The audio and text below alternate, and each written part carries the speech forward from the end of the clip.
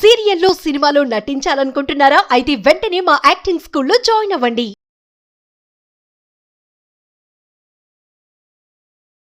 నమస్తే రమ్మగారు. నమస్తే జయ. రమ్మగారు, మనము ఇతర దేశాల కథలు చెప్పుకుంటూ ఉంటాం. ఉమ్. అట్లాంటిది ఏదైనా ఒక కథ చెప్తారా? చైనా కథ చెప్తా.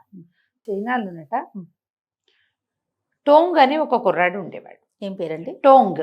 టోంగ్. ఈ టోంగ్కి చిన్నప్పుడే తల్లిపోయింది. అయితే తండ్రి కొంచెం పెద్దవాడి, తనకు 18-19 సంవత్సరాలు వచ్చేదాకా ఆ తండ్రి ఇంకో పెళ్లి చేసుకోకుండా ఈ పిల్లవాడిని చక్కగా ఆరోగ్యంగా తెలివిగా కొంచెం ఏదో కొంత చదువు చెప్పి, ఆ కాలంలో అంత చదువేం లేదు, లెక్క డెక్క వచ్చేలాగా అపురూపంగా పెంచుకున్నాడు. ఒక 24-23 సంవత్సరాలు వచ్చేసరికి తండ్రి కాస్త గతించాడు. గతిస్తే వీళ్ళు పేదవాళ్ళు. ఈ అబ్బాయికి తండ్రికి అంత్యక్రియలు బాగా చేయాలని కోరిక. వాళ్ళ లెక్క ఏమిటి, అప్పుడు సమాధి ఒకటి కట్టించి, మంచి పాలరాతి సమాధి కట్టించి అంత్యక్రియలు ఘనంగా చేయటం అనేది ఒక విధానం. తండ్రి రుణం తీర్చుకోవాలంటే అట్లా చేయాలన్నమాట. ఈ టోంగ్కి తండ్రి గతించేసరికి వాడి దగ్గర ఏం పెద్దగా లేదు పాపం. ఓకే. అయ్యో ఇట్లా తండ్రికి ఇంత బాగా చూసుకున్నాడు, వేరే ఇతర స్త్రీ చేతిలో పడితే నేను బాధపడతానేమో పిల్లాడినని నన్ను కష్టపడి పెంచాడు, ఇంత పెద్దవాడిని చేశాడు, ఈ తండ్రి రుణం తీర్చుకోవాలి. డబ్బు ఎట్లా ఏదైనా చెయ్యాలంటే డబ్బేగా ప్రతిదానికిను. బాగా ఆలోచించి టోంగ్ ఏం చేశాడు, అక్కడ ఆ కాలంలో బానిసల్ని కొనటం అనేది ఒకటి పద్ధతి ఉండేది. బానిస అంటే పనిచేసేందుకు ఒక మనిషిని కొనుక్కోవటం. ఈ పని ఒక కుర్రాన్ని కొనుక్కుంటే ఒక 5 సంవత్సరాల పాటు కొనుక్కున్నారనుకో, ఈ 5 ఏళ్లకి వాళ్ళు ఎంత మదుపు పెట్టారో అంత డబ్బు ఇచ్చేస్తే కుర్రాళ్ళని వదిలేసేవాళ్ళు. ఆ 5 ఏళ్ళు వాళ్ళ ఇంట్లో ఉండి వాళ్ళ పనులన్నీ చేసి పెట్టడం.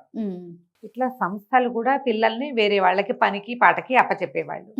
అందులో భార్యలుగా కొనుక్కోవటము, దాసదాసీగణంగా పనివాళ్ళుగా, అంటే ఏదైనా ప్రత్యేకమైన ఫ్యాక్టరీల వాళ్ళైతే ఆ పని వచ్చిన వాడిని కూడా ఒక 5 ఏళ్ళు ఆ పార్టీని పెట్టుకునేవాళ్ళు. ఆ డబ్బు ఇచ్చేసేవాళ్ళు మొదట. ఆ డబ్బుతో ఈ పనికి ఏ కుర్రాడైతే వచ్చాడో వాడి కుటుంబానికి అది ఉపయోగపడేది. సంస్థలు కూడా ఉండేవాట. ఓకే. ఈ టోంగ్ ఏం చేశాడు, తనని తను బానిసగా అమ్ముకోవటానికి ఒక రేటు కుదుర్చుకున్నాడు. కుదుర్చుకుని ఆ జనాల్ని అమ్మేది. ఇప్పుడు మనకి ఇక్కడ అడ్డా మీదకి వెళ్తారు, పొద్దుటిపూట కూలీలు దొరుకుతారుగా, అట్లా అక్కడ కూలీలు దొరికే ప్లేస్ ఒకటి ఉండేదట. వీడు తన మెళ్ళో ఒక అట్టకట్టి వేసుకుని నా రేటు ఇంత అని రాసుకున్నాడు. 2-3 రోజుల్లో జనాము ఇంత రేటా, కుర్రాడైతే మాత్రం అని ఎవరు వాడిని పాడుకోవాలి, ఆ రేటుకి తీసుకోరు. కానీ ఒక వ్యవసాయదారుడు చూసి, కుర్రాడు గట్టిగా ఉన్నాడు, ఏమిటా నాయన ఇన్ని డబ్బులు ఎందుకురా, ఏమైనా ఇంట్లో పెళ్ళా, మీ చెల్లికి పెళ్ళా, మీ అమ్మగా ఇదే అనారోగ్యమా కనుక్కున్నాడు. కనుక్కుంటే కుర్రాడు ఏం చెప్పంటే, కాదండి మా నాన్న చనిపోయాడు, నేను సింపుల్గా సమాధి చేయించి ఆయనకి మంచి సమాధి కట్టి అంత్యక్రియలు విశేషంగా చేయాలని నా కోరిక, మా నాన్న రుణం తీర్చుకోవాలి, అందుకని ఈ డబ్బు కావాలి నాకు అన్నాడు. ఆయనకి కారణం కూడా నచ్చింది. సరే కుర్రాడు పని చేస్తాడు. 10 సంవత్సరాల పాటు వాళ్ళ ఇంట్లో పనిచేయటానికి పెద్ద అమౌంట్ ఆయన ఇచ్చాడు కుర్రాడికి. ఇక జీతం గీతమే ఉండదు, అన్నం పెడతారు వాళ్ళే. ఓకే. వాళ్ళ ఇంట్లో ఉండి పనిచేయటం, ఆ జీతం ముందే తీసేసుకుంటాం. ఇదేం పెద్ద ఇప్పుడు కూడా జరుగుతున్నాయి అట్లా. అంతే. అడ్వాన్స్ మొత్తం డబ్బు ఇచ్చేస్తారు. ఆ డబ్బు తీసుకుని టోంగు ఆయనకు ఒక సమయం చెప్పి, సరే తన ఊరెళ్ళి మరి నాన్నకి అంత్యక్రియలు అది విశేషంగా చేసి, ఏదో ఇంతమందికి భోజనం పెట్టడం అలాంటివి కూడా ఉంటాయి, అవన్నీ చేసి తండ్రికి ఒక మంచి సమాధి కట్టించి, కొద్దిగా 4 రూపాయలు మిగిలితే దాన్ని దాచిపెట్టుకుని పనిలో చేరాడు. ఇక నాకు ఖర్చు ఏముంది, మా నాన్న లేడు, నేను ఇక్కడే అన్నం తింటా ఎట్లాగూ. ఇక మంచి పనిమంతుడు వాడు, పైగా తనకి అవసరంలో సహాయపడి అందరూ ఇచ్చే రేటు కంటే ఒక 100 ఎన్నెలో ఎంతో ఎక్కువే ఇచ్చిన ఈ వ్యవసాయదారుడి పట్ల వాడి కృతజ్ఞత కూడా ఉంది టోంగ్కి. దాంతో చక్కగా వ్యవసాయం పనిచేసేవాడు, వాళ్ళ ఇంట్లో పనులు చేసి పెట్టేవాడు. వాళ్ళు కూడా వీడికి 4 పూట్ల తిండి పెట్టేవాళ్ళు. తిండి, ఏడాదికి 2 జతల బట్టలు, అక్కడే వెచ్చగా పడుకోవడానికి ఏదో ఒక ఆసరా. వాళ్ళ ఇంట్లోనే పంచలో పడుకుంటారు, మగపిల్లలకి ఏముంది, అలా ఉండేవాడు. వీడు చేరాక వాళ్ళకి వ్యవసాయం కూడా బాగా వృద్ధి అయింది. గొడ్డు గోద ఏవో కూడా పెట్టుకున్నారు వాళ్ళు, అట్లాంటివే పాలకి దానికి గుర్రాలు అవి పెంచారు, ఆ పనులన్నీ చేసేవాడు. 2 ఏళ్ళు ఏమో తిరిగింది. 1 సంవత్సరం, ఈ 2 ఏళ్ళ తర్వాత మంచి ముమ్మరం మీద వ్యవసాయ పనులు ఉండగా ఈ టోంగుకి విపరీతమైన జ్వరం వచ్చింది. మంచాన్ని పడిపోయాడు. వీడికి ఆలనా పాలనా చూసేవాళ్ళు ఎవరుంటారు, ఆ ఇంట్లో వాళ్ళు. వాడు వస్తే వేళకి అన్నం పెడతారు, వీడి జ్వరం వస్తే వీడి దగ్గర కూర్చుని మందేయటము, వీడికి వేడి వెచ్చ చూడడము, ఓ జావో ఇంకోటో ఏదైనా తినబుద్ధి కావట్లేదంటే ఇంకో ఉసిరికాయ ఏటో నిమ్మకాయ ఏటో ఇంట్లో వాళ్ళు చూసుకుంటారు కానీ ఎవరి దగ్గర పనికుంటే వాళ్ళు ఎందుకు చూస్తారు, ఏదో వైద్యం చేయించారు అంతే. అవును అవును. వాడు దిక్కు లేకుండా పడున్నాడు ఆ పంచలో. అయితే ఒకనాటి మధ్యాహ్నం వాడికి తెలిసింది ఎవరో ఒక మెత్తటి చెయ్యి ఉన్న ఆడమనిషి తన పక్కన కూర్చుంది. వీడు తల నిమురుతోంది, తలకాయ విపరీతమైన నొప్పి, తల నిమురుతూ ఉంది. ఆ మెత్తగా హాయిగా చల్లటి ఆ స్పర్శ వాడికి చాలా సంతోషాన్ని ఇచ్చింది. కాసేపటి తలనొప్పి తగ్గి నిద్రపోయాడు. వాడు లేచేసరికి ఆవిడ జావేదో పట్టుకొచ్చి ఇచ్చింది. నువ్వెవరు అన్నాడు. ఎవరోలే, నువ్వు ఇట్ట పడున్నావని నీకు సహాయం చేయటానికి వచ్చానంతే. లీ ఆ అమ్మాయి పేరు. ఆ లీ తప్ప ఇంకేమీ లేదు, వేరే పనులు వేరేవేం చెప్పాల. ఆ అమ్మాయి చక్కగా అందంగా ఉండేది, సామాన్యమైన వీడి చింకి గుడ్డలు, ఆవిడ కూడా చింకి గుడ్డలే, కానీ ముక్కు మూతి బాగుండేవి, ప్రశాంతంగా ఉండేది, దబదబా చేసేది కదా, అన్ని పనులు నిదానంగా చేసి పెట్టేది. రెండో పూటకి వీడికి ఓపిక వచ్చి దండం పెట్టాడు. నువ్వు బతికి వచ్చావు, లేకపోతే నేను చచ్చిపోయేవాడిని ఆహారం లేక ఈ తలనొప్పితోటి అంటే ఆమె ఏమనలా, నేను నీతో ఉంటాను, నువ్వేం కంగారు పడకని చెప్పింది. ఇక అతని పనులకి సహాయం ఈ అమ్మాయి.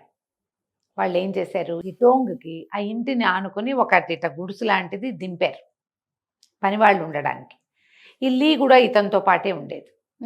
వాళ్ళు వీడికి అన్నం పెట్టకుండా బియ్యం ఇస్తాం మీరే వండుకోండి అన్నారు. ఆ అమ్మాయి ఏదో వండి పెట్టేది, బియ్యపు జావ చేసి ఇచ్చేది.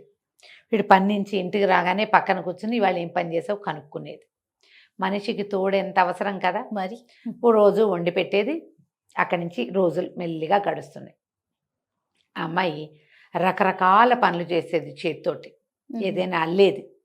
ఆ అల్లిన దాన్ని ఇతను సంతకెళ్ళి ఈ మన వ్యవసాయదారుడి వస్తువులు అమ్మడానికి వెళ్ళేవాడుగా, ఈ వస్తువు కూడా అమ్మి డబ్బులు పట్టుకురమ్మనేది. అమ్మి పట్టుకొచ్చేవాడు. ఆ అమ్మాయి ఒక రూపాయి చొప్పున పక్కనకి చేర్చేది. ఎంతో హాయిగా ఉండేది. కొన్నాళ్ళ తర్వాత నువ్వు నాతోనే ఉండు, నువ్వు వచ్చాక నా జీవితం ఎంతో బాగుంటుందని దండం పెట్టాడు ఆ అమ్మాయికి. ఆ అమ్మాయి నేను నీతోటే ఉంటాను, నువ్వేం బెంగపెట్టుకోవద్దని చెప్పింది. హాయిగా ఉండేవాళ్ళు ఇద్దరు. కొన్నాళ్ళ తర్వాత పెళ్లి చేసుకుందాం అనుకున్నారు. ఆ అమ్మాయి కులం గోత్రం తెలీదు వీడికి, ఇల్లు వాకిలి ఏమీ తెలియవు. ఆ అమ్మాయి వచ్చింది ఉంటుంది అంతే. ఆ ఇంటి వాళ్ళు కూడా వాడికి లేని అభ్యంతరం, మనకెందుకు, పిల్ల ఏదో వెనకాల పనిచేస్తుంది, వాకిట్లో కోళ్ళు అవి ఉండేవి. ఈ అమ్మాయి వచ్చాక వాళ్ళు గమనించారు, వాళ్ళ కోళ్ళు పెరిగిపోయినాయి, టర్కీ బాతులు ఇవి ఉండేవి అవి పెరిగిపోయినాయి. ఇది సంరక్షణ చేస్తోంది. జీతం ఇవ్వకుండా ఒక మనిషి కుర్రాడికి జీతం ఇచ్చాం, ఈ అమ్మాయికి ఏమి ఇచ్చాం, వాడికి ఇచ్చిన ఆ బుజ్జిగూడులోనే వాడితో పాటు అది పడుకుంటుంది. ఊరుకున్నారు వాళ్ళు కూడా, ఏమనలా. పెళ్లి చేసుకుంటామంటే వాళ్ళు అటాగే పెళ్ళి అయిపోయింది. కలిసే ఉండేవాళ్ళు. ఈ అమ్మాయి అవి ఇవి చేసేది, ఏదైనా పిండి చేసేది, ఏవో రొట్టెలు చేసేది, ఏవో కేకులు చేసేది, బిస్కెట్లు చేసేది, తమకిచ్చిన వస్తువుల్లోనే. మళ్ళీ రూపాయి డబ్బులు వెనక్కి వచ్చేది. ఆ వచ్చిన రూపాయితో మళ్ళీ పిండుకొని మళ్ళీ రొట్టెలు చేసేది. అవన్నీ ఈ అబ్బాయి ప్రత్యేకంగా ఏమీ చేసేవాడు కాదు. ఈ వ్యవసాయదారుడి వస్తువులు వెళ్ళినప్పుడే అవి వెళ్ళేవి, ఆ డబ్బులే, ఈ డబ్బులు వచ్చి వీళ్ళ పెట్లో కూర్చునేవి. వాళ్ళు ఏం పెద్ద అభ్యంతర పెట్టలే.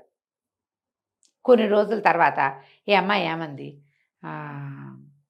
ఊరికి కొసగా ఒక పొలం ఏదో అమ్మకానికి వచ్చింది, ఆ పొలం కొన్నాను నీకోసం, మనం ఆ పొలంలో వెళ్ళి ఉందాం అని చెప్పింది. మరి వీళ్ళింటో పను అన్నాడు. ఆ అమ్మాయి ఒక కాగితం చేతులు పెట్టింది. ఇదేమిటి, ఇతను మొట్టమొదటి డబ్బులు తీసుకున్నాడు వీళ్ళ దగ్గర 10 సంవత్సరాలకి ఒక 10,000 రూపాయలు. 5 ఏళ్ళు అయింది ఇప్పటికి, ఇంకా 5,000 కట్టాలి. ఈ 5,000 వాళ్ళకి ఇచ్చేసి నువ్వు మా ఇంట్లో పని చేయక్కర్లేదు అని వాళ్ళు రాసిచ్చిన కాగితం. డోంగ్ ఆశ్చర్యపోయాడు. ఇంత డబ్బులంటే నువ్వే పట్టుకొస్తున్నావుగా అమ్మేసి, నువ్వు పట్టుకొచ్చింది దాచిపెట్టి ఈ డబ్బులైనాయి. వీడికి సేవక వృత్తి నుంచి విముక్తి లభించింది, వీడి సొంతంగా స్థలం ఏర్పడింది. అక్కడికి పోయి అక్కడిది ఇక్కడిది కర్రా కంపా కోడి చేసుకుని చిన్న గూడు లాంటిది కట్టుకున్నారు. ఇక్కడే ఉన్నారు. ఆ అమ్మాయి బట్టలు నేసేది, అక్కడ ఏమన్నా కుట్టేది, ఏదో అల్లేది, ఏమిటో వండేది. వీడు వ్యవసాయం పనులు చేసుకున్నాడు. ఇప్పుడు సొంతంగా పొలం వచ్చిందిగా, పొలంలో పండించుకోవటం మొదలుపెట్టాడు. అమ్మాయి ఏం పెద్దగా అరిచి కేకలు పెడుతున్నట్టు ఉండేది కాదు, నిదానంగా నడుస్తూ తిరుగుతూ ఉండేది. చక్కగా పక్కన ఇంకో పొలం వస్తే ఆ పొలాన్ని కూడా కొనుక్కున్నారు. ప్లస్ ప్లస్ ప్లస్ కనపడుతూ ఉన్నాయి. కొన్నాళ్ళకి టోంగు భార్య లీ గర్భవతి అయింది. ఊళ్ళో వాళ్ళు కూడా ఈ అమ్మాయి కులం ఏమిటి, గోత్రం ఏమిటి, మీ ఆవిడ ఏ ఊరు, మీ అత్తారు ఏ ఊరు అడిగేవాళ్ళు కాదు. ఏదో వాళ్ళకి కలిసింది పోనీలే మనం ఇప్పుడు అట్లా ఊరుకుంటామా? అసలు ప్రధానికి ఈయకలు పీకుతాం. ఎవరితోటో ఎక్కడో కనపడంగానే అవన్నీ మనకు కావాలి. ప్రపంచం అందరికీ కావాలి. ఈ అబ్బాయి ఎందుకు వాళ్ళతో ఉన్నాడు, ఆ అమ్మాయి ఎందుకు వీళ్ళతోటి ఉంది. మన ఇంట్లో సంగతులు ఎవ్వరికీ చెప్పాం. మన ఎవ్వరూ జడ్జి చేయకూడదు. మనం మాత్రం అందరినీ జడ్జి చేస్తాం. ప్రతి వాళ్ళ గురించి మనమే మాట్లాడతాం. ఏదో వాళ్ళ ఇష్టం పోని అనుకునేవాళ్ళు కాదు, అనుకునేవాళ్ళు లేరు ఇప్పుడు. అవును. కానీ మన సొంత విషయం మాత్రం ఎవరు జడ్జి చేయకూడదని చాలా గట్టిగా చెప్తాం మనం. నా విషయం వీళ్ళకెందుకు అనిపిస్తుంది, మాకు చెప్పకూడదు, మమ్మల్ని అడగకూడదు. మనం మాత్రం ప్రపంచం మీద అన్నీ మాట్లాడతాం. అప్పుడు మాత్రం వాళ్ళు అడిగేవాళ్ళు కాదు. కొన్నాళ్ళకి ఈ టోంగు భార్యమై గర్భవతి అయింది కదా, జీవితం చక్క ప్రశాంతంగా, పనులు కొంచెం ఆగినాయి. ఈ అమ్మాయి అల్లకాలు గిల్లకాలు లేవు. కొన్నాళ్ళకి ఆ అమ్మాయి కన్నది. ఒక చక్కటి మగ పిల్లవాడు పుట్టాడు. పిల్లాడు పుట్టాక పొలము పంట ఇంటికి వచ్చింది, పిల్లాడు ఇంటికి వచ్చాడు. ఒకనాటి సాయంకాలం ఆ అమ్మాయి ఏం చేసింది, పిల్లాడు కొంచెం 5-6 నెలలు వచ్చినాయి, ఇతర పదార్థాలు తింటా మొదలుపెట్టాడు. పిల్లాడిని ఎత్తి ఇతని చేతిలో పెట్టి, నువ్వు నన్ను ఎప్పుడూ అడగలేదు, నేను ఎక్కడి నుంచి వచ్చానో నీకు తెలియదు, మా అమ్మ నాన్న ఎవరో తెలియదు, నువ్వు అడగలేదు, ఈ ఊరు వాళ్ళు కూడా ఎవరు నన్ను అడగల. నేను నీకు సహాయంగా ఉండటానికి వచ్చాను. నీ పితృభక్తికి మెచ్చి భగవంతుడు నన్ను నీకు పంపించాడు. వాడు ఎలా చింకి గుడ్డలు కట్టుకుని ఉన్నాడో ఆ అమ్మాయి కూడా అలాగే ఉండేది. వాడు కొంచెం బెటర్ అయ్యాడు, ఆ అమ్మాయి బెటర్ అయింది. నీ పితృభక్తి వల్ల నీకు సహాయం చేయటానికి నన్ను భగవంతుడే పంపించాడు, దేవదూత ఆ అమ్మాయి. అయితే నీకు తోడుగా ఉండడానికి నీకు ఎవరు లేరు, తోడుగా ఉండటానికి ఒక కుమారుణ్ణి నీకు అప్పచెప్తున్నాను. ఈ పిల్లవాడిని పెంచుకో, వీడే నీకు ఇంకా తోడు. నీ పొలము, నీ ఇల్లు వాకిలి నీకు ఏర్పడ్డాయి, నువ్వు సంతోషంగా జీవించు, నీ పితృభక్తికి భగవంతుడు మెచ్చి నీకు ఈ అవకాశం ఇచ్చాడు అని చెప్పింది. సంధ్య వెలుగుల్లో ఆ అమ్మాయి మాయమైపోవటాన్ని అతను చూశాడు. తల్లి అవసరం లేని చంటి పిల్లాడి తన చేతిలో ఉన్నాడు. దేవుడికి దండం పెట్టుకున్నాడు. తర్వాత ఇతను ఇంకా పెళ్లి చేసుకున్నాడో, పిల్లల్ని కన్నాడో, గొడ్డు గోదా పెంచుకున్నాడో, పిల్లాడికి పెళ్లి చేశాడో, అదంతా చెప్పరు ఆ కథలో. పితృభక్తి ఇలాంటి ఫలితాన్ని ఇస్తుంది. అది మెయిన్ ప్రధానంగా చాలా ప్రధానమైంది అదే. ఎప్పుడు కూడా ఏది మనకి ఇట్లాగా దైవం ప్రత్యక్షమయ్యి దైవదూత వచ్చేసి మన ఇంట్లో కూర్చుని ఇట్లా జరగదు. ఇది కథ కాబట్టి ఇలా కనపడుతుంది. కానీ మనకి అయాచితంగా సహాయం లభిస్తుంది. అసంకల్పితంగా మన పనులు అవుతాయి. మనకి ఎవరో ఒకళ్ళు వస్తారు. అది ఎప్పుడు నీలో సరి అయిన ప్రవర్తన, ధర్మవర్తన, అమ్మా నాన్న పట్ల అభిమానం, మర్యాద, గౌరవం, ఈ జీవితం నాకు వీళ్ళ వల్ల లభించిందనే ఒక ప్రగాఢమైన విశ్వాసం అంటే నీకు సహాయం లభిస్తుంది. భగవంతుడు మెచ్చే గుణం ఇది. ఆ గుణాన్ని మెచ్చి ఇట్లా ఇప్పుడు మనిషిని పంపించక్కర్లా, ఎవరో ఒకళ్ళు వస్తారు. అది కదా, ఆలోచించండి, పెద్దవాళ్ళని గౌరవించండి, ఆటోమేటిక్గా మీకు కావాల్సింది వస్తుంది దాని అంతటా. అది ఇవాళ రాకపోతే రేపు. ఇది టోంగు కొంతకాలం పనిచేసాక వచ్చింది అతనికి. అవును, వెంటనే ఊడిపడిపోదు. ఆకాశం నుంచి నిన్ను పరీక్షిస్తాడు భగవంతుడు. నీ పరీక్షాకాలం పూర్తయి నువ్వు పరీక్షకి నిలబడితే నీకు రావాల్సిన సహాయం, నీకు కావాల్సింది కాదు, రావాల్సిందే నీ దగ్గరికి వస్తుంది. చాలా బాగుంది. మనం ఇంటికి. రైట్ గారు, నమస్తే. నమస్తే.